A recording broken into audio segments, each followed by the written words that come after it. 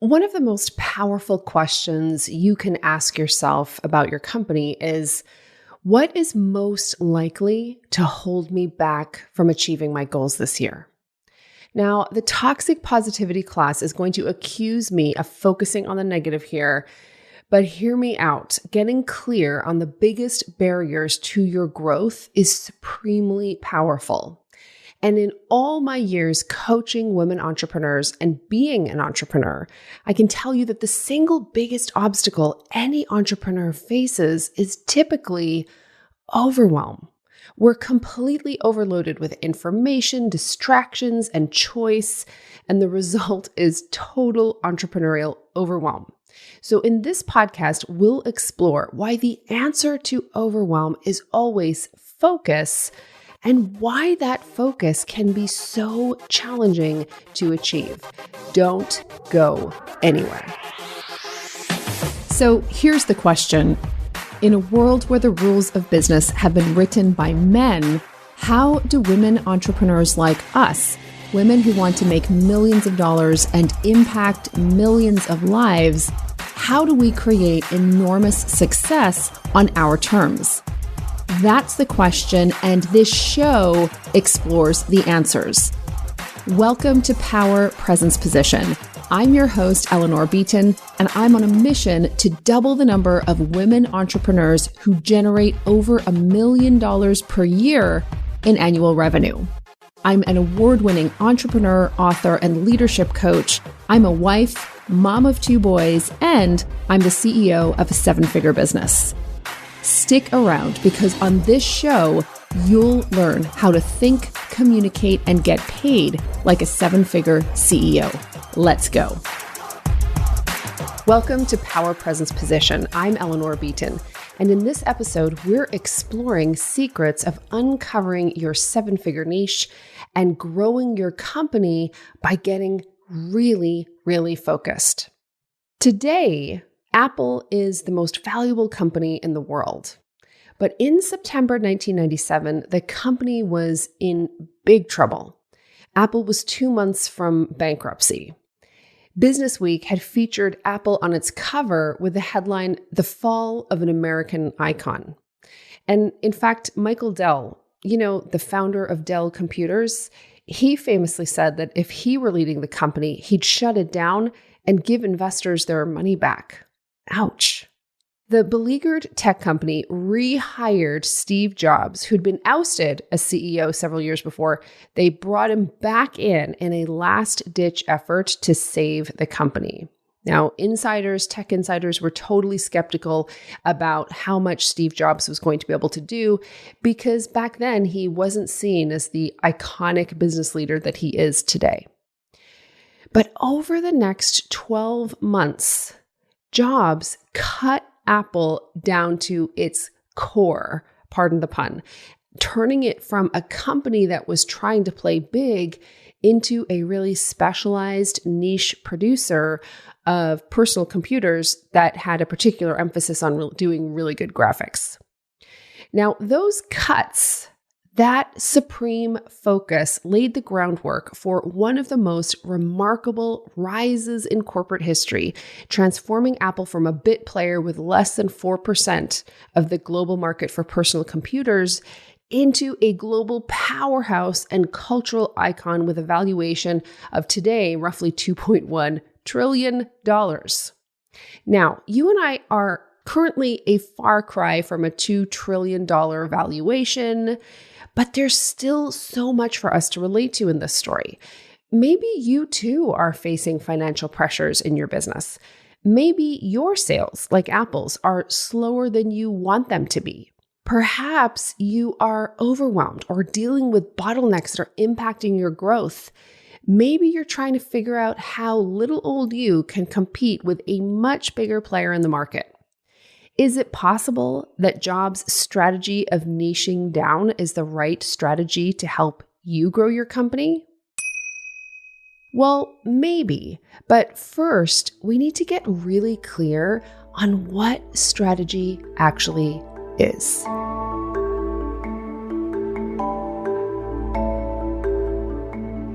Strategy is one of the most overused and misunderstood terms in business.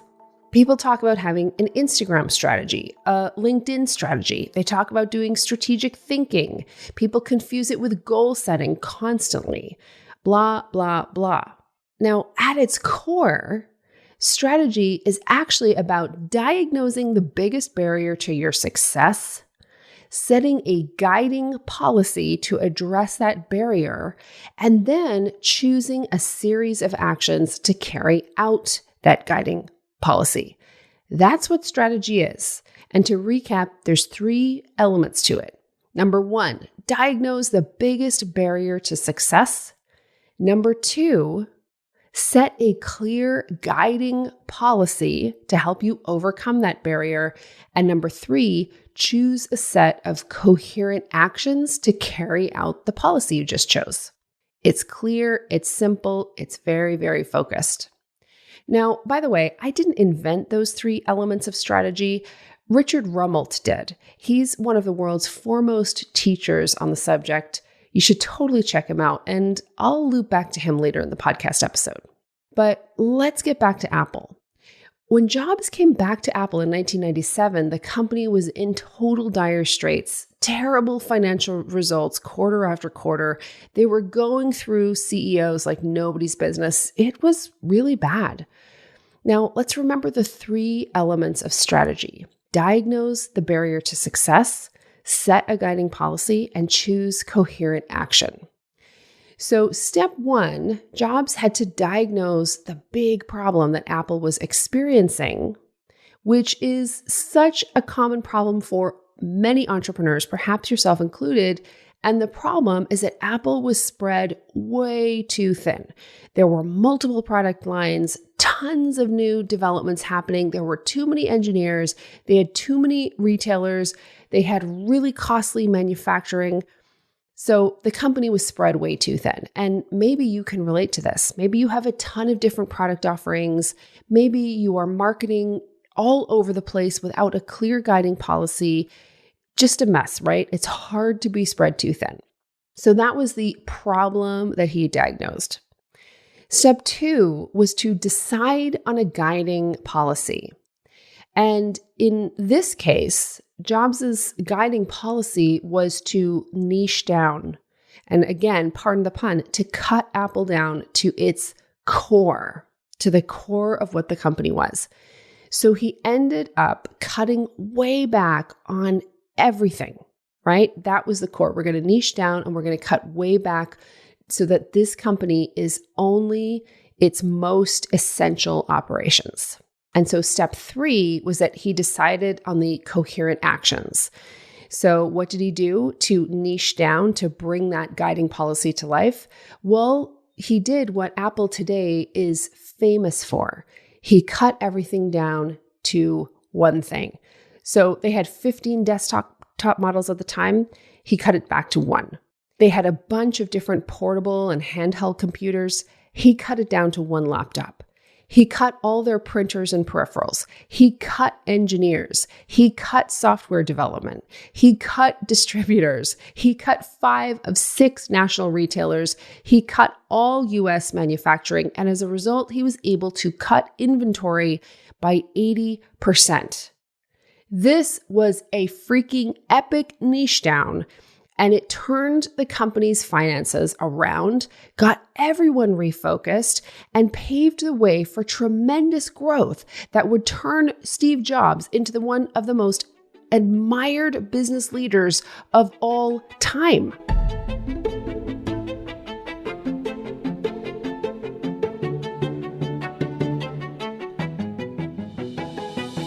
What's more, Jobs' bold decision to simplify the company, cut everything extraneous, and niche way down would actually render niching down as one of the most celebrated growth strategies ever.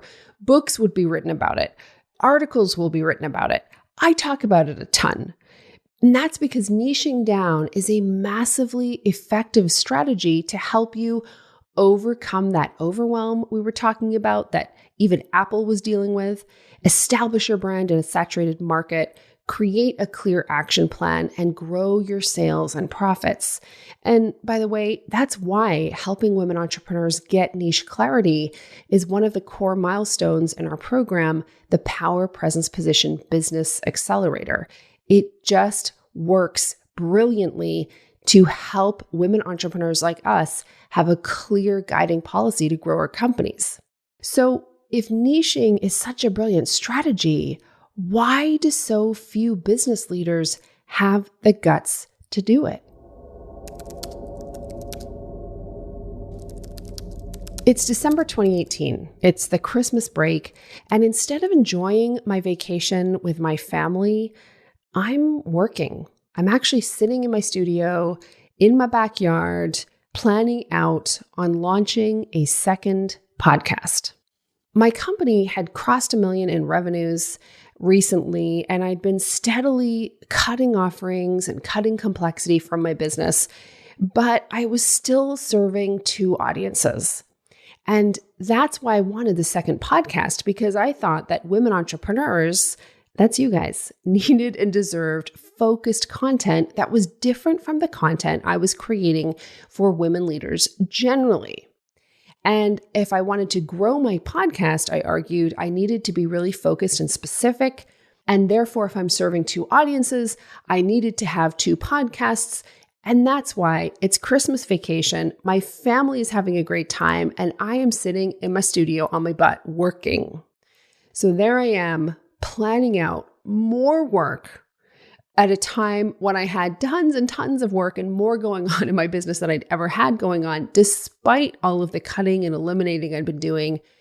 And I'm sitting there wanting very badly to be with my family, to have more time. And I'm like, time out. This is crazy. I don't want this level of overwhelm in my life. I do not want to have a second podcast. And in fact, if you get really clear with yourself, Eleanor, this overwhelm is the biggest barrier to your growth right now.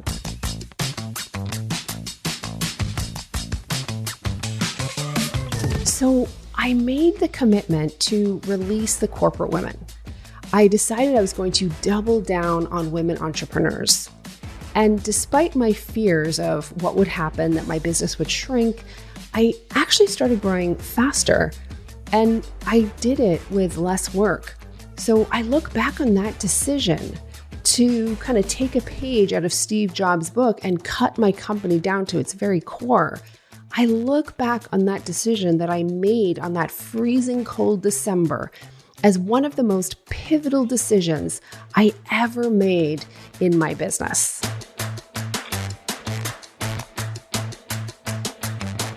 Now, looking back, that decision to niche down and the resulting impact on revenue and time seems obvious.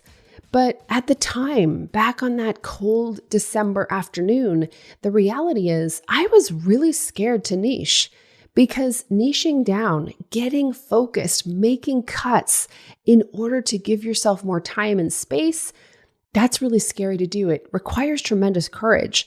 I personally was worried about letting people down. I felt guilty about leaving my corporate audience behind.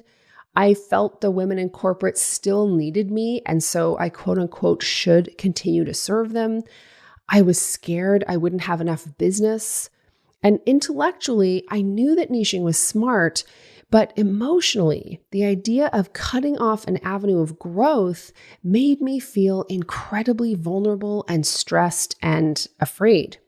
I had to find a way through those fears in order to niche down. And that's the part of niching that nobody talks about. Doing less in order to grow more requires that you retrain your mind. Now, most of us have been raised to believe that if you want to have more or accomplish more, you need to do more. That's called the hustle and grind mentality. And it's what so many women entrepreneurs like you and I are completely done with. Niching turns that belief of you have to do more to get more on its head.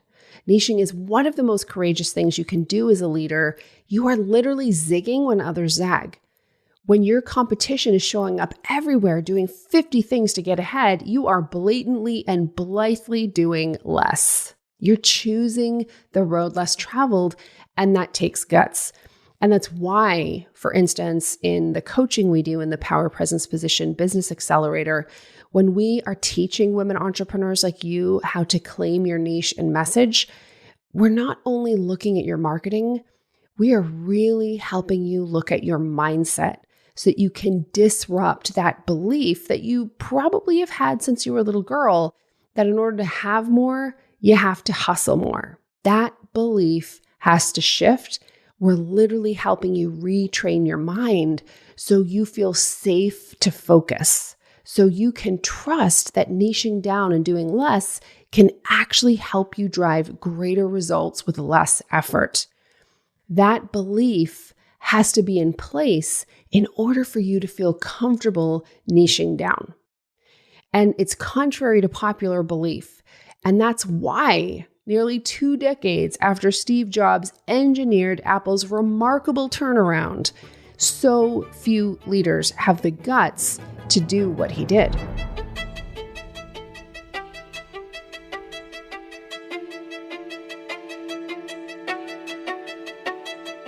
But as a woman entrepreneur who has niched down, I can tell you that the results are amazing.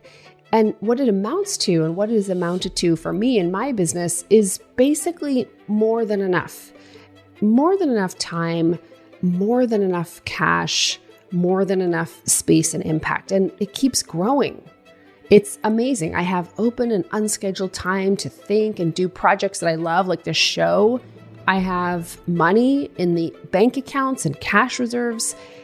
Having money and time is kind of like a holy grail. But that's not one of the biggest benefits. I actually have something else that no one talks about. And it's actually the source of massive growth opportunities in your company. And that is excess capacity. Let me explain.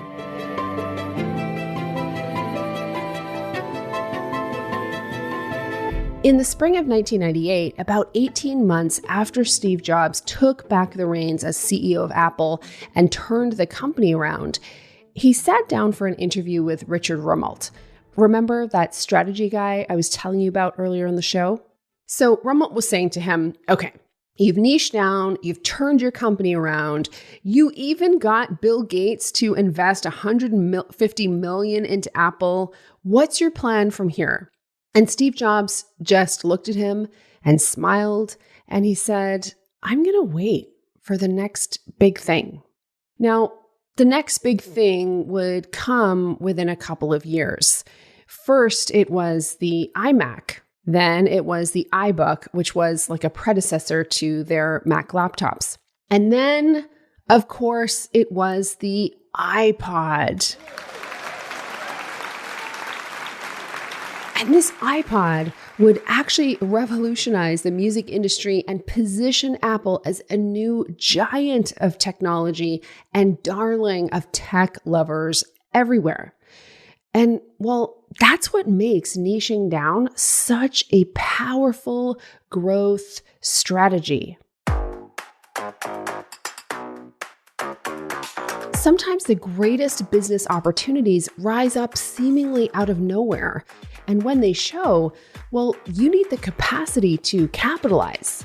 You want a clear mind to think it through, the time to make a plan, and the resources to take action. You need excess capacity. And that's what niching down allows you to do. It gives you the time and space for this excess capacity. It gives you the ability to take action on opportunities that present themselves, which you cannot do when you're drowning in overwhelm. And that's the real secret of a 7-figure niche. It gives you the time, money, headspace to identify and capitalize on opportunities you just can't see yet. So ladies, let's get it.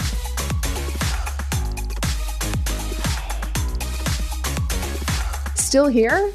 Good. Listen, If you want to grow your company, cut the overwhelm, and position your business for massive opportunity, then you need to check out the Power Presence Position Business Accelerator, where we help amazing women entrepreneurs like you unlock your 7-figure niche. Go get the details at powerpresenceposition.com and apply to see if you'd be a great fit to work with us. In May, I'll be hosting a 2-day summit that's focused on creating high-ticket group programs. Now, tickets are probably not available if you're listening to the show right away. And when they are, we're only going to have room for 40 participants. But if high-ticket programs are in your future, you can get on the wait list by going to beyond1to1.com. That's beyond, the number 1, the word 2, T-O, the number 1.com, beyond1to1.com to get on the wait list. And finally, I want to wrap up with a listener highlight. Thank you so much to Dr. Afsoon Ghazvanian, who has given us a 5-star review on iTunes. And she says, expert and brilliant advice. Thank you, Eleanor, for sharing vital information for women entrepreneurs to take their hard-earned businesses to the next level. I absolutely love it. Thank you so much, Dr. Afsoon. I so appreciate that review. And if you love the show, we'd love for you to leave us a review. We're honored to provide Power Presence Position to you free of charge. If you love it, leave us a review on iTunes. And if you feel like it, tell a friend about it. Okay, thanks so much for listening. Have a brilliant rest of the week, and we'll see you back here, same bat time, same bat place, next week. If you love this show, then you will love even more my missives, i.e., my emails.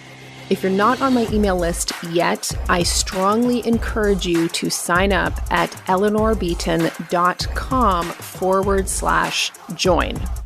Now, when you go and sign up for my email list, you will quickly discover why some of the most popular, well-known, and influential voices in the world of women's entrepreneurship quietly, studiously, consistently open every single email I send out, because they want to be inspired, they want to be entertained, and also I think they really want to connect with a woman like myself who's in full command of her voice and is willing to open up and share her thinking, her ideas, and her story.